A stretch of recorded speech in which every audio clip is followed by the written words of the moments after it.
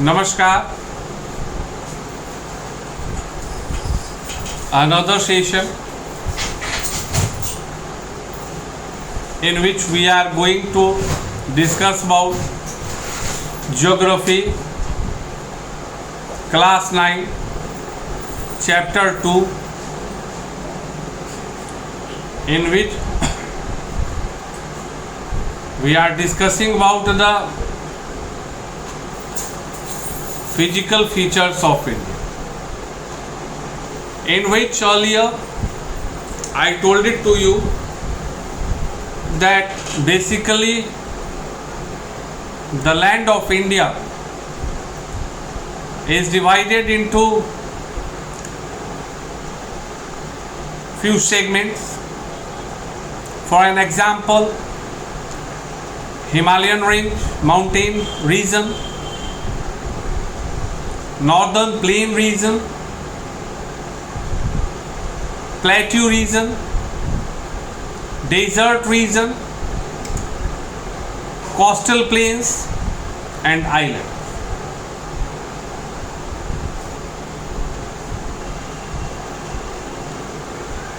After the having of knowledge of these 6 segments as a heading, we entered into the Himalayan region,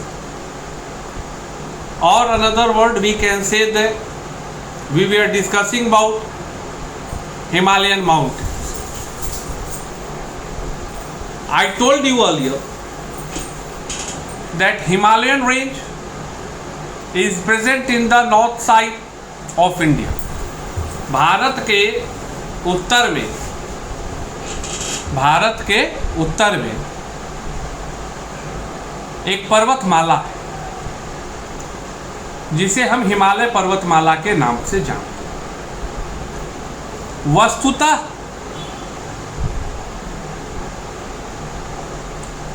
you have to keep it in your mind that Himalayan mountain is not only the property of India. Actually, this region occupied the land of China as well as Nepal and Bhutan and as well as India.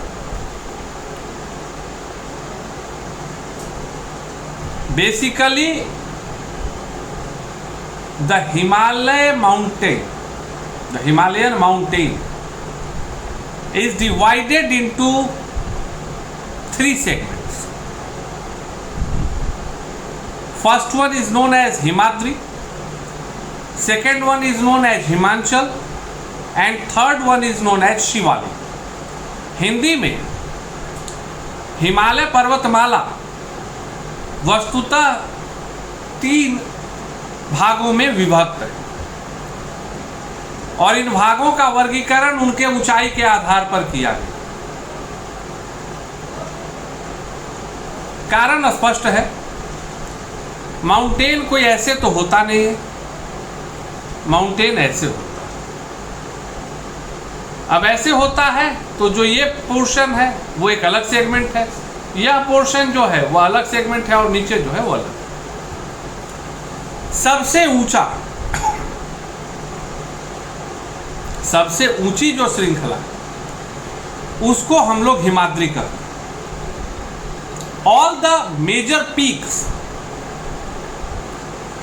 Like Everest, Karakoram etcetera and etcetera are the parts of Himadri region. Because if somebody will ask it to you that what are the basic difference between Himadri, Himachal and Shivalik, then if I am visible to you, then I am going to show it to you.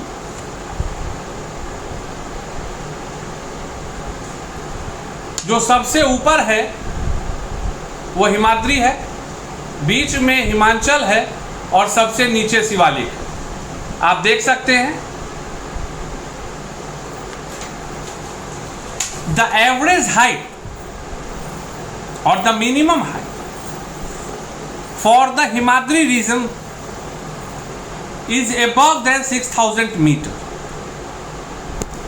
6000 metre से अधिक की ऊंचाई वाली जो श्रृंखला है उसको हिमाद्री कहते हैं।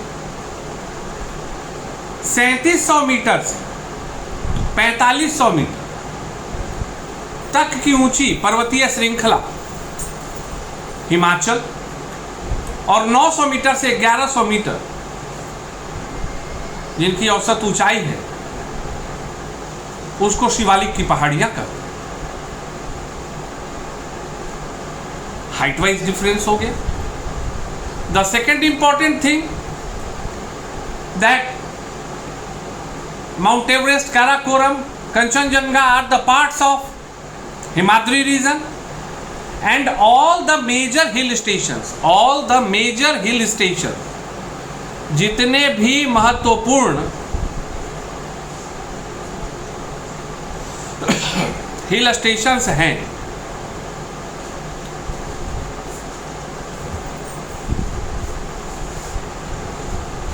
Kullu, Manali, etc. and etc. are an example of the places under Himachal region.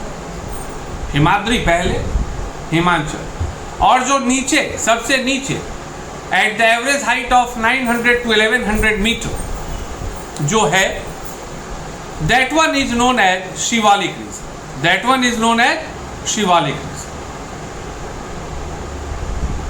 Himalaya जब मुड़ के अरुणाचल के तरफ मुड़ता है नीचे भारत में, तो मूलतः वहां शिवालिक रीजन की ही पहाड़ियां।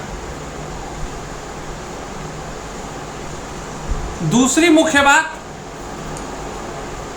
कि अगर according to the map, if we have to think the concept of Himadri, Himachal and Shivalik, then you can easily see that the northeast,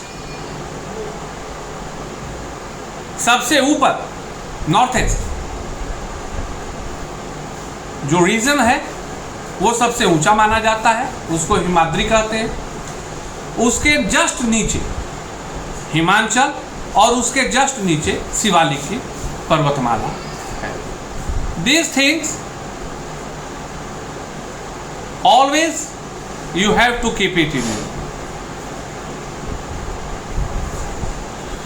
Assam Himalayas are also known as Shivalik Himalayan regions.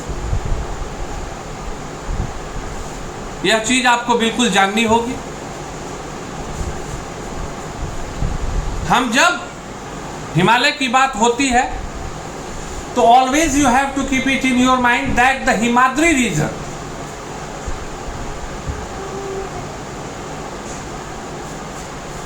is always covered with lot of snows, and usually it is going to be acceptable that majority of granite is in Himadri region. Himadri region में granite पत्थर की प्रधानता पाई गई। And again one more thing might be possible, that one is written in your notebook, textbook. According to the experiments, whatever is going on with the help of scientists and geologists,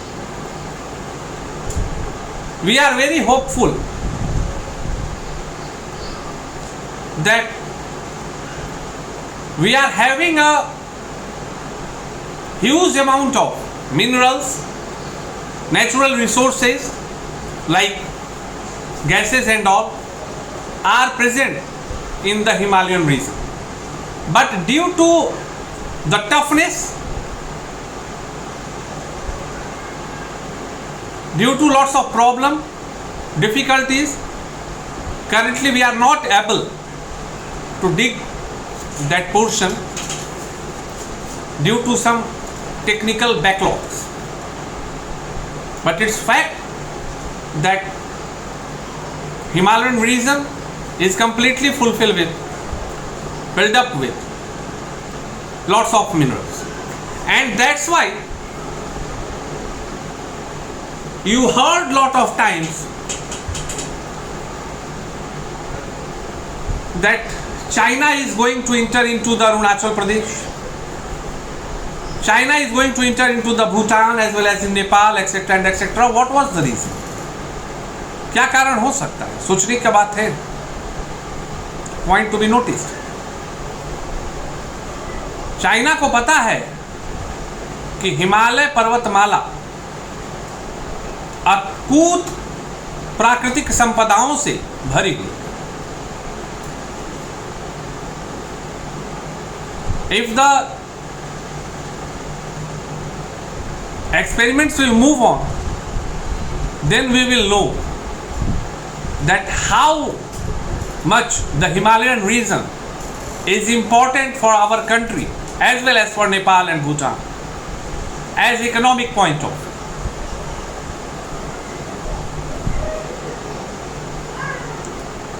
यहाँ biotic संपदा भी उतनी ज़्यादा है, काफ़ी ज़्यादा है। Such kind of leaves, trees, branches, etc. and etc. which will be helpful for the making of medicines, Ayurvedic medicines, allopathic medicines, etc. और भारत को अगर समझना है, if we have to understand the geographical representation of India, then we have to move like such manner that today we discussed about the Himalayan region, we completed the discussion over the Himalayan region। उससे नीचे दक्षिण, क्योंकि हम लोग उत्तर से दक्षिण की ओर बढ़ेंगे, ऊपर से नीचे की ओर बढ़ेंगे, है ना। यहाँ है, यहाँ से नीचे की ओर बढ़ेंगे, देख रहे होंगे। तो बिल्कुल क्लियर है कि जो हमारा कमिंग अप टॉपिक होने जा रहा है, that will be northern plain। एक हल्का ब्रशअप दे देते हैं। नॉर्दर्न प्लेन का मतलब the region near by the Ganga river नहीं है।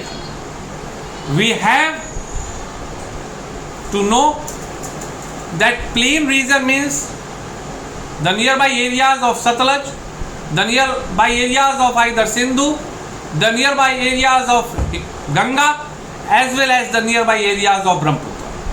ये सभी मिलके नॉर्दर्न प्लेन्स का निर्माण करते हैं, which is considered as a most fertile land, one of the most fertile land in all over the world.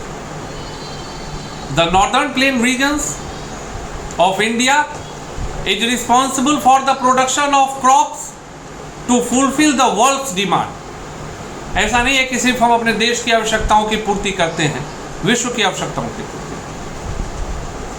और एक बात ज्योग्राफी और इकोनॉमिक्स से आप मिलाकर समझ लो, ऐसा नहीं होता है कि हम जितने भी चीज़ों को का प्रोडक्शन करते हैं वो सबको हम लोग खा जाते हैं। Why? Because if we will not export them, अगर हम बाहर नहीं भेजेंगे, then we will not able to generate the foreign currency revenue. तो एक जो इकोनॉमिक ग्रोथ होता है उसमें यह भी एक चर्चा का विषय होता है कि always consumption should be less with respect to the export. Production से कंजम्पशन कम होगा तभी तो एक्सपोर्ट होगा। If production is equal to consumption, कोई फायदा ही नहीं है। And if production is less than consumption, it means कि हम लोग कर्ज में आते हैं। This one is the also known as economic funda. उम्मीद करते हैं कि आज का सेशन आपको अच्छा लगा होगा।